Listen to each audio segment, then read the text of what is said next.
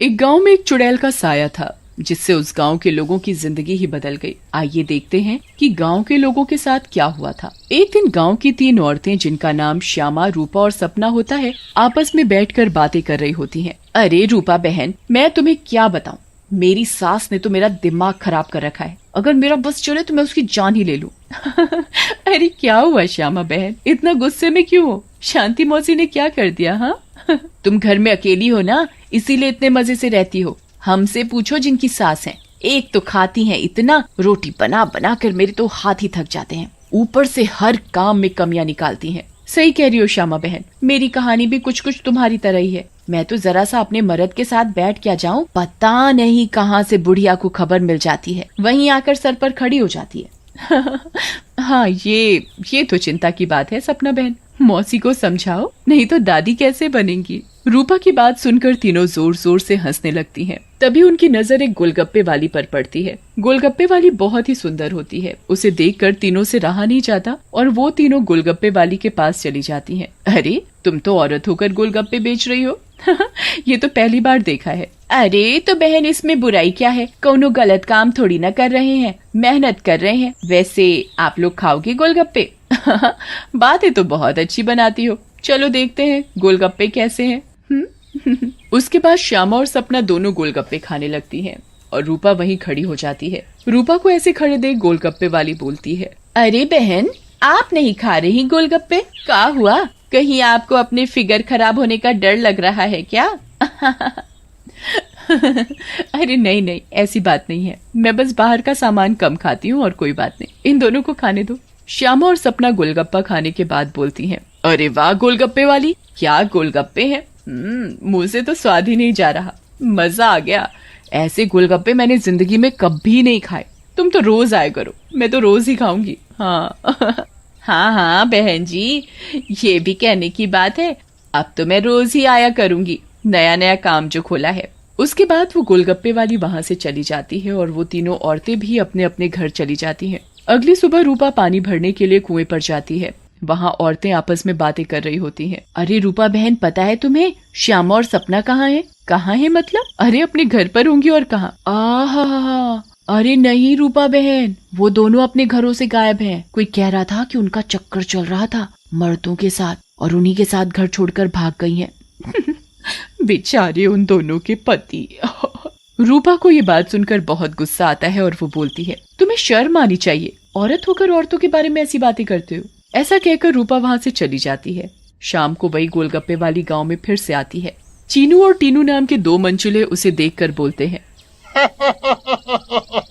अबे टीनू, वो देख क्या लड़की है, एकदम एक नंबर, ये तो तेरी भाभी बनने लायक है बीड़ू। सही कह रहा है चीनू, लेकिन इसमें थोड़ा गलती होने का, ये अपन की नहीं, तेरी भाभी बनने लायक है, समझा क्या?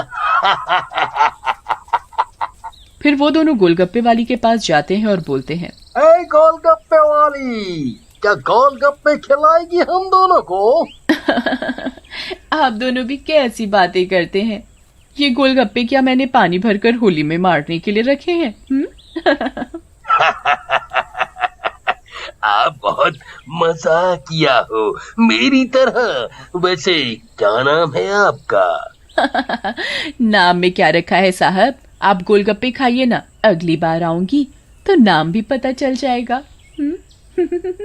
फिर चीनू और टीनू गोलगप्पे खाने लगते हैं। वाह, क्या गोलगप्पे हैं, इतने टेस्टी, लगता है तुम्हारे हाथ चूम लूं। मजा आ गया, मजा। फिर टीनू और चीनू गोलगप्पे वाली के सारे गोलगप्पे खा जाते हैं। अरे आप दोनों तो बहुत सारे गोलगप्पे खा गए, कहीं आपका पेट ना खराब हो जाए। कुछ नहीं होगा हम दोनों को, हम दोनों का बॉडी एकदम स्टील के माफिक है। वैसे कल आएंगी आप यहाँ? लेकिन गोलगप्पे वाली कुछ नहीं बोलती और वहाँ से चली जाती है। रात में ज्यादा गोलगप्पे खाने की वजह से टीनू और चीनू के पेट में दर्द होता है।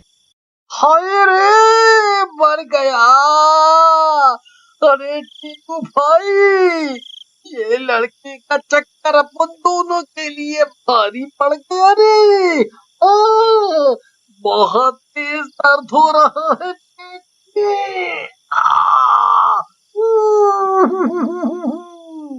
सही बोल रहा है भाई, अपन के पेट में भी बहुत गुड़गुड़ गुड़गुड़ सा हो रहा है और टॉयलेट तो कई बार होकर आया। मर गया रे, फिर से आ गई। टीनू और चीनू दर्द के मारे पेट पकड़कर बैठे होते हैं। तभी वो गोलगप्पे वाली उनके पास आ जाती है और बोलती है, क्या हुआ मेरे आशिकों, ऐसे क्यों बैठे हो, पेट में दर्द हो रहा है क्या? तुम्हें पता था क्या मिलाया है तुमने इसमें, बताओ।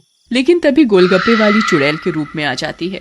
उसे ऐसे देखकर टीनू और चीनू दोनों घबरा जाते हैं और भागने लगते हैं। ये क्या हो गया अपन लोगों के साथ? हम तो परी समझ रहे थे, ये तो चुड़ैल निकली। अब हम क्या करेंगे? भागो रे भागो, अपनी जान बचाकर भागो।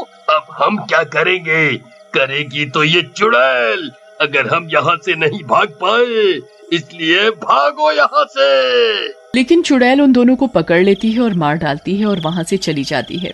इसके बाद तो मानो ये रोज की बात हो जाती है। रोज वो चुड़ैल गोलगप्पे वाली बनकर आती और गोलगप्पे खिलाकर रात में लोगों को मार डालती। इन सब से गांव वाले बहुत परेशान हो जाते हैं और एक दिन पंचायत बिठाते हैं। पंचायत में रूपा भी जाती है। अरे भाइयों, गांव संकट में है, हम सबको मिलकर इस समस्या का समाधान निकालना पड़ेगा, नहीं तो एक एक करके पूरा गांव ही खाली हो जाएगा। तभी रूपा का पति दीनू बोलता है, लेकिन सरपंच जी, हमें तो कुछ पता नहीं है कि ये सब कौन कर रहा है, या लोग अपने आप घर छोड़कर जा रहे हैं। सही कह रहे हो दीनू बेटा, लेकिन हम ऐसे शांत तो नहीं बैठ सकते और अपने गांव वालों को जाने नहीं दे सकते। हमें कुछ तो करना ही होगा। हाँ। फिर पंचायत में कोई भी फैसला न निकलने पर सभी गांव वाले अपने अपने घर चले जाते हैं। उसी दिन दोपहर में चुड़ैल फिर से गोलगप्पे वाली का भेष बदलकर गांव में आती है।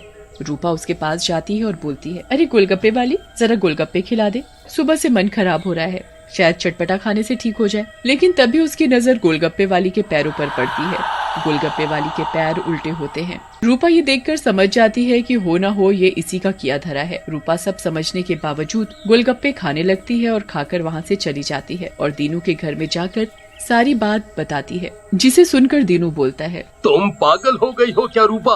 अगर उस गोलगप्पे वाली पर तुम्हें शक था तो तुमने गोलगप्पे क्यों खाए और अपनी जान जोखिम में क्यों डाली? मैंने अपनी जान जोखिम में नहीं डाली, तुमने एक बात पर ध्यान नहीं दिया।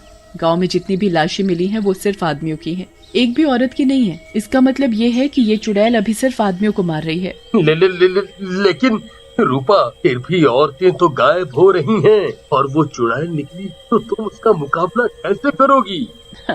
हम औरतों में बड़ी शक्ति होती है, हम अगर अपनी पर आ जाएं तो किसी को भी अपने बस में कर लें। ये तो एक चुड़ैल है, इसे मैं देख लूंगी।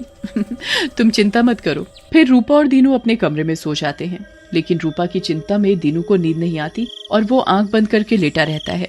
रात में चुड़ैल उन दोनों के कमरे में आती है और रूपा को यूं आराम से सोते हुए देखकर हैरान रह जाती है। ये औरत तो वाकई बहुत निडर है, क्या मत सो रही है, लेकिन आज के बाद डरेगी। ऐसा कहकर चुड़ैल सोती हुई रूपा को उठा लेती है और जंगल की ओर चल पड़ती है। दीनू भी चुपचाप चुड़ैल का पीछा करने लगता है। चुड़ैल एक गुफा के सामने पहुंचकर रुक जाती है और गुफा को खोलती है। खुल जा सिमसिम। गुफा का दरवाजा खुल जाता है और चुड़ैल अंदर चली जाती है। दीनू भी चुपके से उनके पीछे पीछे अंदर चला जाता है। अंदर जाकर चुड़ैल रूपा को एक अंधेरे कमरे में ले जाती है और रोशनी करती है। जैसे ही वहाँ रोशनी होती है, गांव की बाकी औरतें भी रूपा को दिखाई देती हैं। श्यामा और सपना भी वहाँ होती है। अरे चुड़ैल, ये सब क्या है? गांव की औरतें, तुम ये क्या कर रही हो? लेकिन चुड़ैल कुछ नहीं बोलती। रूपा बहन, ये चुड़ैल पूर्णिमा के दिन हम सब औरतों की बलि देगी, बचा लो हमें। ये बचाएगी तुम्हें। इसकी जान तो खुद खतरे में है। तभी वहाँ दीनू आ जाता है और बोलता है, रूपा की नहीं चुड़ैल, बल्कि तू खतरे में है। दीनू सब औरतों को जलती मशाल दे देता है। चुड़ैल, तूने हमको और गांव वालों को बहुत परेशान किया है, गोलगप्पों की कसम, तुझे छोड़ेंगे नहीं। ऐसा कहकर औरतें चुड़ैल के ऊपर मशाल डाल देती हैं और चुड़ैल जलने लगती है। मुझे जाने दो, छोड़ दो। लेकिन चुड़ैल थोड़ी ही देर में जलकर भस्म हो जाती है।